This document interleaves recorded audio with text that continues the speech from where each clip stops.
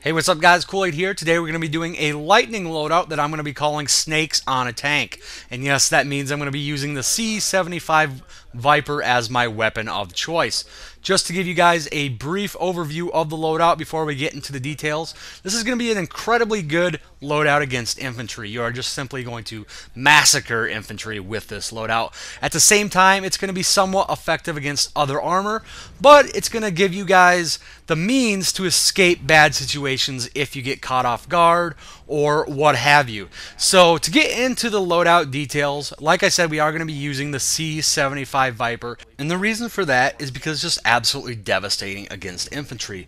With a 6-round magazine and each shot being capable of one-shotting infantry with a direct hit as long as they're not wearing flak armor, it's just the obvious choice right now for an infantry killing lightning. Now on the flip side of that, when you start talking about armor, you're going to see that I actually tear these lightnings apart when I'm in close. That's the only time this weapon is very effective against armor, when you're in close or if you're incredibly accurate and have good recoil management. Outside of that, it's not very good. You'd much rather have something like an AP lightning. If you're sitting off, 100 meters away, teeing off against another tank with something different is probably going to beat you in most cases.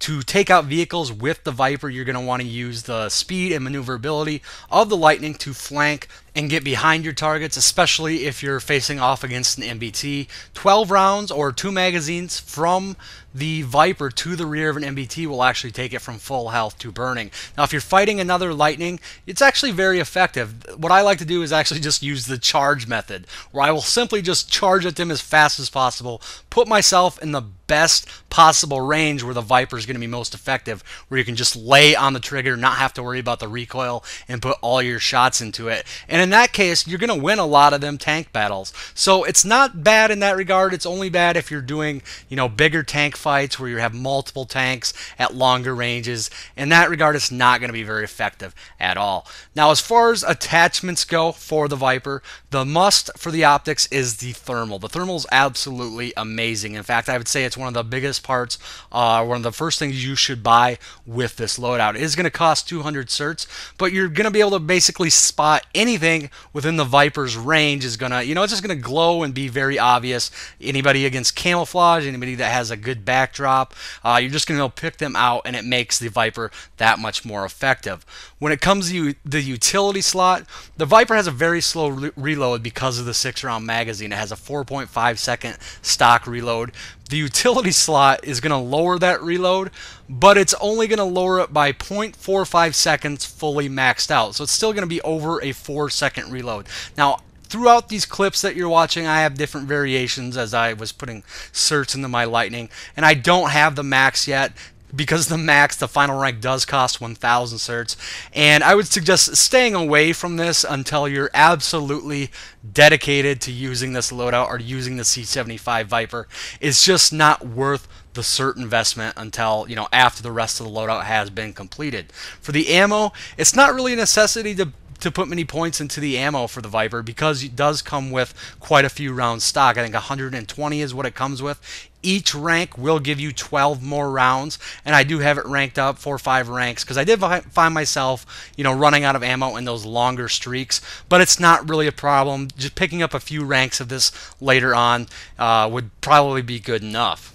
Moving on to the rest of the loadout, we'll start with the performance slot, and I'm going Racer high-speed chassis all the way here. This is the only thing I've ever had equipped on my Lightning. It's the only thing I'll probably ever have equipped on my Lightning. And the reason for that is because I like adding to strengths of a vehicle or of a weapon, and by adding extra speed to what is already a fast vehicle, I think it's just going to make it that much better in its intended role. Now, the Racer high-speed chassis is going to cost 700 certs to max out, and you don't need to do that right away for this loadout. You can hold off a little bit and pick this up later on, get some of the other stuff that I'm going to talk about that's a little bit more important. But the Racer high-speed does give you top speed as well as acceleration. The top speed is going to give you about 15 more kilometers per hour. You will be able to reach speeds roughly about 85 kilometers per hour on flat ground with this. So you'll definitely notice I love this, and not only in battle situations, but I love just using that to get from, one base to the next, that racer high speed is really nice. For our defensive slot, we're going Nanite Auto Repair, and I absolutely love this on all my tanks, not just my Lightning, but I especially like it for this loadout. And it is going to cost 880 certs to fully max out, and I would suggest doing that right away. The lower ranks of this are not very good. But once you do reach max rank, you are going to get 10.83% damage repaired every 5 seconds, unless of course you take damage which will disable the repair effect for another 8 seconds. So you have to go another 8 seconds without taking any damage for that repair to kick back in, but it is definitely worth it. And even if you can catch that repair for just a couple seconds, it's more than going to make up for not having, say, frontal or side armor or any of that jazz on there. So I really love the Nanite Auto Repair. I especially like it for situations where, say, somebody's shelling you from far away and you know you're not going to win that battle because you have the Viper equipped.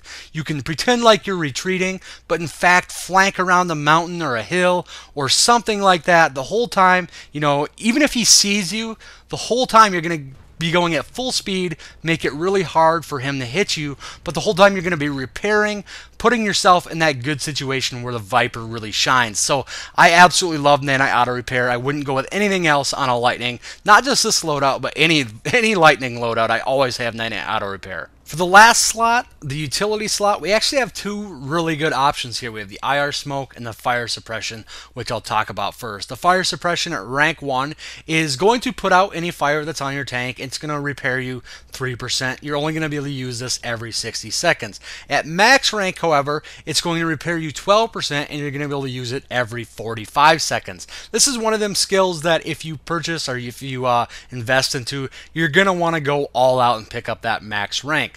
The IR Smoke is going to break lock-ons from lock-on launchers. At rank 1, which is going to cost 50 certs, it's going to break a lock-on for 6 seconds, and you can use it every 30 seconds. At max rank, which is going to cost 850 certs, it's still going to break a lock-on for 6 seconds, but you can use it every 15 seconds. Now, what I really like to do, or in the ideal situation here, is to use the Fire Suppression against VS and NC, and the IR Smoke against TR. And the reason for that is just simply because TR has striker missiles, and whatever your opinion on strikers, it doesn't matter.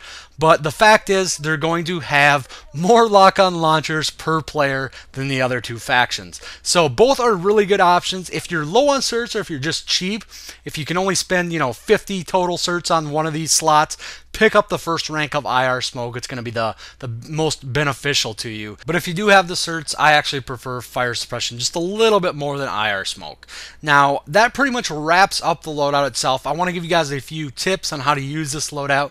And the main thing, the biggest piece of advice I could give anybody when using the Viper on any loadout is to pretend like it's not fully auto. Pretend like you only have one shot per magazine. So line up your shots, take your time, because they will one-hit kill with one-hit kill infantry. You don't have to go full auto with this thing. The recoil is just too much. Even if you have 6 rounds on a small target like infantry, more than likely you're going to miss if you go full auto. So take your time, line up your shots. I've managed to actually kill 6 infantry with 1 magazine just by taking my time and lining up one shot after another. So that's the biggest piece of advice I could give. Just a few more pointers on this loadout exactly. If you are using the Fire Suppression, feel free to use this at the beginning of an engagement once you take that first hit. A lot of times, and it really depends on the situation, but a lot of times you can actually use that Fire Suppression after the first hit, repair, and then use it again towards the end of an engagement. Now, this is very circumstantial. Again, it works on the depends on the situation, but that is a possibility. On the flip side of that, if you're using IR Smoke, don't be afraid to pop it even if you're not being locked on. Say you got 3 guys firing dumbfire rockets on you. With a cloud of smoke around your tank, you're just going to be that much harder of a target to hit. This tactic has actually saved my ass many a times. Overall, you're really going to want to use hit and run type tactics with the Lightning. That's what it's made for. That's why it's got that speed, that maneuverability. It's kind of like a harasser that's not going to explode every time the enemy farts on it. Also, this loadout is really good if you like driving vehicles without actually having to be an engineer. And you would definitely want to go with fire suppression in that case. But in combination with fire suppression and then auto repair, it's great for that. So anyways, guys, that pretty much wraps up my video. Let me know what you guys think. If you guys already use this loadout, I would probably think it's a pretty common loadout already, but who knows. So anyways, guys, as always, thanks for watching, and I will talk to y'all later.